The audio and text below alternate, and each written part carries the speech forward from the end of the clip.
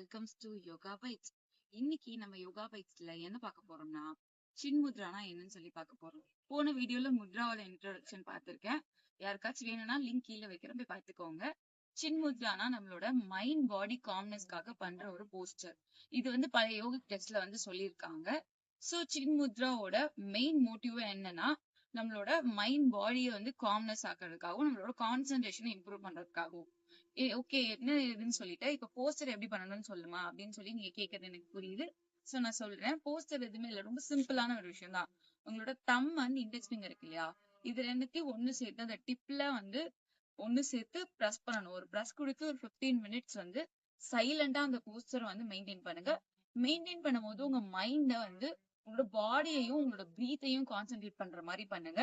இப்படி பண்றதுனால உங்களுக்கு ஸ்ட்ரெஸ் குறையும், ஆன்சைட்டி கம்மியாகும். அதை தாண்டி உங்களுக்கு மைண்ட் காம்னஸ் கிடைக்கும். ஒரு பாசிட்டிவ் வைப் இருக்கும்.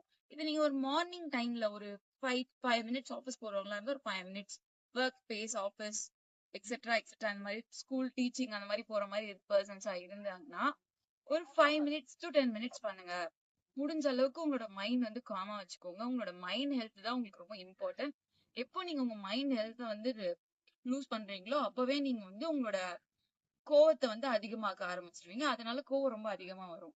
சோ எப்பயுமே மைண்ட ஒரு நிலைப்படுத்தி வச்சுக்கோங்க. கான்சென்ட்ரேஷனா இருங்க, அவேரா இருங்க.